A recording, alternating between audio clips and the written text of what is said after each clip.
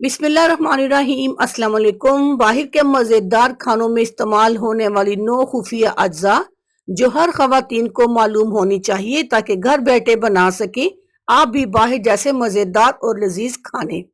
होटलों के खाने हो या ढाबे के, मशहूर शेफ के हाथों से बने हो या ठेले पर, सब ही खाने में लगे इतने लजीज और मज़ेदार कि दिल चाहता है कि इनको खाते ही रहें।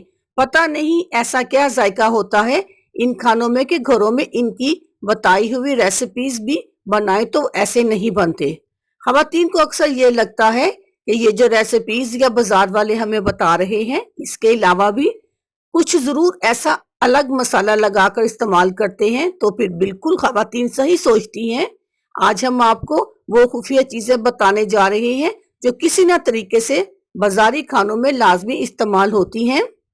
अज्जा इस तरह हैं। इंजीर, बाजारी टिक्को, कड़ाही और गोश्त से बनी हुई चीजों को गलाने के लिए कचरी पाउडर और पपीते के पेस्ट के अलावा अंजीर का पेस्ट भी इस्तेमाल किया जाता है ताकि जायका बढ़ाया जा सके और गोश्त का रंग भी काला ना पड़े। ये एक ऐसी तकनीक है, आप जब भी इसको आजमाएंगी तो आपका भी टिक्का बारबेक्यू बाजार की तरह जायकादार बनेगा, क्योंकि अंजीर में शामिल प्रोटीन गोश्त को खाने में मजेदार बनाता है। ब्राइन, जब भी गोश्त खरीदे तो फ्रीजर करने से पहले हमेशा इसे धोकर इसका पानी खुश्क कर लें और ब्राइन यानी नमक और चीनी के महलूल को लगाएं और प्लास्टिक में डालकर फ्रीज करें। मसाले, सालन बनाते वक्त आप इसका मसाला बनाती तो होंगी।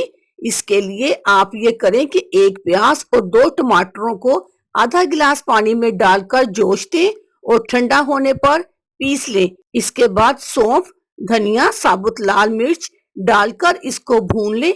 ये सालन की ग्रेवी और रंग अच्छा करने का तरीका है। बारबेक्यू सॉस, मटन या बीफ का गोश्त बनाने के बाद अगर इसकी महक खत्म ना हो तो अगली दफा आप गोश्त पर भूसी वाला आटा यानी कि जिसको छान वाला आटा कहते हैं रगड़कर कुछ देर छोड़ दें और पानी से धोने के बाद जब गोश्त भूनने या तलने लगे तो बारबेक्यू सॉस लगाकर तल लें। इससे गोश्त में कोयले का फ्लेवर आ जाएगा और इसमें महक नहीं आएगी। सोडा, गोश्त पर सोडा या सोडे का पानी लगाकर इसको बनाएं, ऐसे गोश्त नरम हो जाता है और मसालों का जायका गोश्त में ही रहता है। फ्राइड आइटम बनाते वक्त मसाला निकल जाता है तो आप सोडे का पानी इसमें लगाएं और फिर मसाला लगाते जाएं। इससे फ्राई करते वक्त ना तो गोश्त से पानी निकलेगा और ना ही उसका मसाला उतरेगा। खोया, बारबेक्यू, सीख कबाब, टिक्का, बिहारी बोटी और स्टेक्स वगैरह पर फीका खोया लगाने से गोश्त का रंग गुलाबी रहता है और बोटी नरम रहती है। फ्रूट जूस, घरों में बारबेक्यू, पिज्जा या कबाब वगैरह बनाए जाते हैं। इनको मसाला लगाकर पहले से रखने के बावजूद भी इनमें मसालों का जायका नहीं चढ़ता तो आप ये करें कि मसाले में दही और फ्रूट जूस का इस्तेमाल करें, जैसे पाइनएप्पल और नारंगी का रस भी डालकर अच्छी तरह मिक्स करके मसाला लगाकर छोड़ दें। इस तरह आपका गोश्त भी गल जाएगा और जल्दी पकेगा भी। चिकन क्यूब, होटलों में पाए, निहारी और मुर्ग छोले समेत कोई भी सालन बनाया जाए इसमें चिकन क्यूब का इस्तेमाल किया जाता है। गोश्त के शोरबे में 1 चिकन क्यूब डालने से गोश्त का जायका भी बढ़ जाता है। गर्म पानी और हड्डियों का सूप,